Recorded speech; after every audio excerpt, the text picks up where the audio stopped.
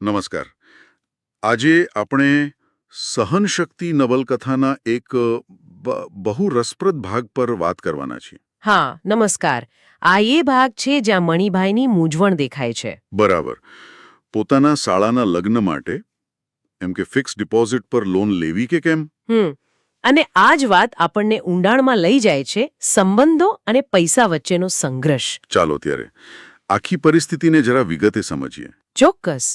આ પ્રસંગ છે ને એ આપણને વ્યક્તિગત સંબંધો, પેલો સામાજિક દબાણ અને આર્થિક સુરક્ષા આ બધા વચ્ચેનો સંતુલન બતાવે છે. મુખ્ય મુદ્દો તો વિશ્વાસ અને વ્યાવહારિકતાનો જ છે. હા, વાર્તામાં શરૂઆત થાય છે મણિભાઈ અને એમના શાળા મનસુખભાઈ બેંક જાય છે ત્યાંથી. અને મને એ વાત ખાસ લાગી કે મણિભાઈ મેનેજરને એકલા મળે છે, જાણે કંઈક ખાનગીમાં કહેવું હોય. બરાબર. અને કહે છે કે શાળાના લગ્ન માટે પૈસા જોઈએ છે, ઉછીના આપવા છે. એટલે એફડી સામે લોન. હા, એફડી સામે લોન. અને અહીંયા બેંક મેનેજરની ભૂમિકા ખબર છે, એ ખાલી અધિકારી નથી, એ એકદમ સલાહકાર જેવું કામ કરે છે. સાચી વાત. એ સીધું જ કહે છે, જુઓ ભાઈ, જો શાળો પૈસા પાછા ના ભરે તો તમારી એફડી ગઈ સમજો. બરાબર. એટલે લેખિત કરાર કરી લો. આ સલાહ ખરેખર આંખ ખોલી નાખે એવી છે. હા, અને મણિભાઈ પર તરત અસર થાય છે. એ સમજી જાય છે કે વાત તો સાચી છે. એટલે મેનેજરને શું કહે છે કે લોન પ્રોસેસ જરા અઠવાડિયા માટે રોકી રાખો. લેખિત કરાર કરવો છે એટલે.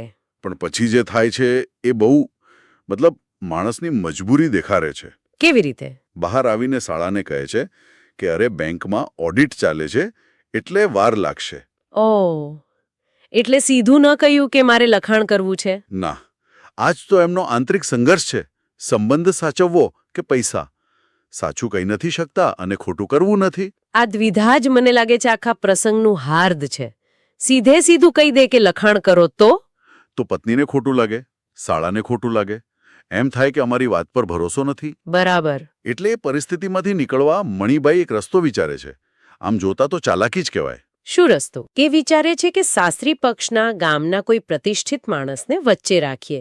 દરબાર સાહેબ. હા, દરબાર સાહેબ. એટલે એક સામાજિક ગેરંટી જેવું. સમાજમાં એવા માણસની શાખ બહુ મોટી ગણાય, કદાચ લેખિત કરારથી પણ વધુ. એટલે સંબંધ પણ સચવાય અને થોડી સુરક્ષા પણ મળે. બરાબર. એકદમ વ્યવહારુ ઉકેલ કહેવાય. પણ શાળા સાહેબ માની ગયા દરબાર સાહેબની ભલામણ ચિઠ્ઠી માટે? શરૂઆતમાં થોડો ખચકાટ તો બતાવ્યો જ. પૂછ્યું પણ ખરું કે મારા પર વિશ્વાસ નથી, પણ મણિભાઈએ વાત વાળી લીધી. એટલે છેવટે એ ચિઠ્ઠી લઈ આવ્યા? હા, લઈ આવ્યા. પણ મણિભાઈ જુઓ કેટલા સાવચેત છે. એમણે હજી ખાતરી કરી? હા, પોતાના ગામના સરપંચ મારફતે પણ દરબાર સાહેબ સુધી વાત પહોંચાડીને ખાતરી કરી લીધી. બાપરે, કેટલી બધી ખાતરીઓ! મનની શાંતિ માટે આટલું બધું કરવું પડ્યું? બસ. અને આ બધું કર્યા પછી પણ વાર્તા કહે છે કે કચવાતા મને લોન લઈને પૈસા આપે છે. એટલે મનથી તો રાજી નથી જ? બિલકુલ નહીં. લેખિત કરાર ટાળ્યો, પણ એક સામાજિક જવાબદારી ઊભી કરી. પણ અંદરનો અજંપો તો છે જ. અને પછી પેલો અંત આવે છે, પત્ની શાંતિ વહુ એ તો ખુશ છે. હા, એમને તો એમ કે બધું સરસ ગોઠવાઈ ગયું. એ તો મણિભાઈના વખાણ કરે છે, બનેવીજી હોય તો તમારા જેવા. મારા પિયરમાં તમારો વટ પડી જશે. એમને તો પતિની ઉદારતા અને વ્યવહાર કુશળતા દેખાય છે. પણ મણિભાઈ માટે આ વખાણ કદાચ કડવા લાગે. અંદરથી તો દુખી છે. કેમ કે આ નિર્ણય મરજીથી નથી, પણ દબાણથી લીધો છે, સંબંધો સાચવવા. બરાબર. છતાં બહારથી તો વટ રાખવાનો. એટલે કહે છે, અરે આવા સમયે સગાનું કામ સગા જ કાઢે ને. આ વાક્યમાં જ બધો વિરોધાભાસ આવી જાય છે. અંદરની વ્યથા અને બહારનો દેખાવ. સાચી વાત. તો આ આખી વાત પરથી કે શું શીખવા મળે? એ જ કે સંબંધો સાચવવા માટે આપણે જે કંઈ કરીએ એનાથી હંમેશા આપણને અંદરથી સંતોષ મળે જ એવું જરૂરી નથી. ક્યારેક સમાજમાં માન જાળવવા માટે જે સમાધાન કરીએ એની પાછળ એક પીડા છુપાયેલી હોય છે. બિલકુલ. અને આ કિસ્સો આપણને એક મોટા સવાલ પાસે લાવી દે છે. કયો સવાલ? કે પારિવારિક સંબંધોમાં ખાસ કરીને પૈસાની બાબતમાં કેટલી સ્પષ્ટતા જરૂરી છે. હા, શું ખોટું લાગવાના ડરથી આપણે નાણાકીય જોખમ લેવું જોઈએ?